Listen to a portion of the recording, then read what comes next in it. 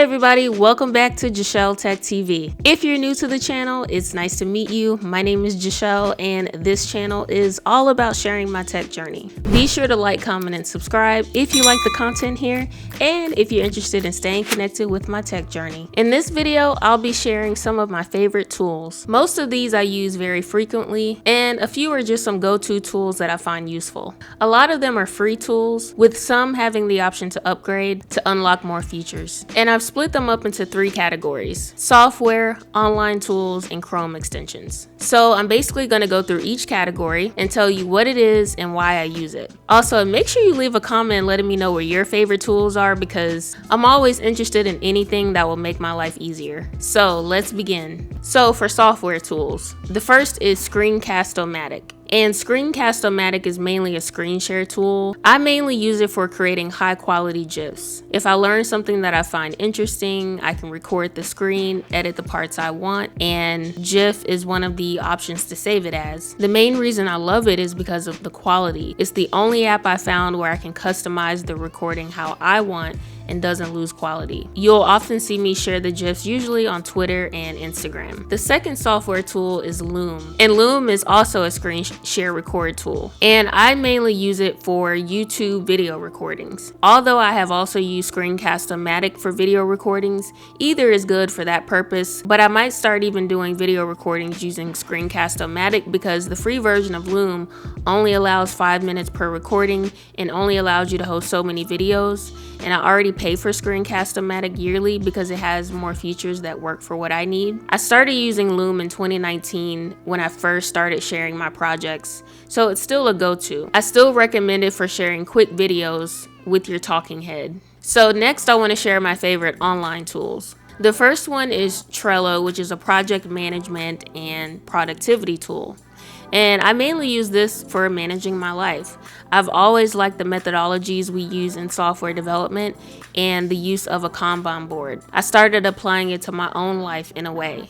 I like having everything in one place, a backlog of things I want to get done, priorities, events with due dates, what's going on or in progress, what's done, my goals, and things like that.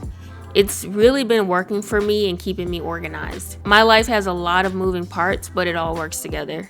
So Trello has really helped me with productivity. Next is Notion, and Notion is an advanced note-taking app. I use it for many different things. One thing I use it for is writing my scripts for YouTube. I have a folder for it and everything else I use Notion for. I like how neat it is. I can easily categorize everything into pages. It has a lot of other features too, like for this video, I created a chart of all my favorite tools and wrote descriptions as the script for this video. It's helped me a lot as far as YouTube and other productivity and keeping my thoughts, drafts, and ideas in one place. If I have a thought I want to remember, I have a folder for that and keep a log of them in that folder. Next is Carbon. Carbon allows you to share beautiful images of source code. I started wanting to share coding concepts that I found interesting and wanted to share. I was taking screenshots of code and sharing at first, but then I found Carbon, where it makes it look a lot nicer for sharing. So anytime I want to share a code snippet, I use this now. The next one is Built With, and Built With is a way to find out what websites are built with. And I just find this tool interesting mostly. I have found myself curious about how someone built a website, and this is a great tool to do so. If you want to know how a site was built, you can look it up here. I think it's neat. The next tool is PDFescape. It's a free PDF editor and form filler. From time to time, I may need to fill out or sign documents, maybe for a job or something else. This is a handy tool where I can upload documents and quickly get them filled out. It's also free and has pretty much everything you need for filling out a form. The next is FlowCV. This is a free online resume builder. I use this for creating my resumes and cover letters. I've used some great ones in the past, but this has been my favorite one so far. You can design it how you want, pretty much, and it's very neat and clean. It also keeps stuff together that should be together paragraph-wise. The next is TextCleanr, and it's a quick, easy, web-based way to fix and clean up text when copying and pasting between applications. And I use this for what it says, cleaning up text that I want to copy and paste. For instance, if I see something interesting that I want to copy and paste over into a Word document or something, I can run it through the TextCleanr first so that it doesn't paste all the extra formatting. It's a handy tool. The next is Codepen, and Codepen is an online community for testing and showcasing user-created HTML, CSS, and JavaScript code snippets. I've been using Codepen for a couple of years. If I don't want to open my local text editor and want to try out or test something simple really fast, I can quickly do so on Codepen. I use it a lot if I'm learning something new, especially now going through MDN's web development course in my latest code videos. I definitely prefer it for something really simple that I'm trying out. So the last set of tools I'm going to share is Chrome extensions. The first one is Gitako,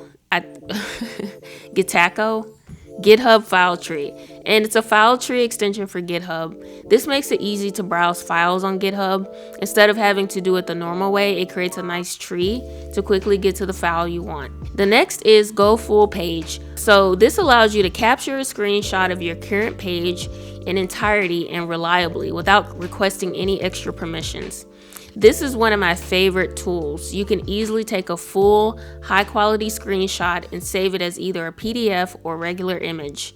I've done this in the past for my portfolio when a regular screenshot just won't do. The next is Super Simple Highlighter. This Chrome extension adds highlights to text on web pages and tries to restore them on subsequent visits. I mainly use this for highlighting text for my videos. If you've watched my recent coding videos, you may see some highlighted text when I'm reading something, and this is what I mainly use that for. It has different colors and it also saves your highlights for when you return to that page. The next one is Grammarly for Chrome. Grammarly helps you eliminate writing errors and find the perfect words to express yourself. You'll get real-time feedback from Grammarly on Gmail, Google Docs, Twitter, LinkedIn, and nearly everywhere else you find yourself writing. So Grammarly is one of my favorites because I write a lot, whether it's blog posts, emails, or social media posts. There have been times where it saved me grammar-wise. I only use the free version for spelling errors and it helps tremendously. And the last Chrome extension is Images On and Off, and it allows you to disable images on the current site. It's a simple switch: click to disable, click to enable. It works on a per host basis and will disable images for the given host, not for all hosts. I actually use this a lot in my previous role.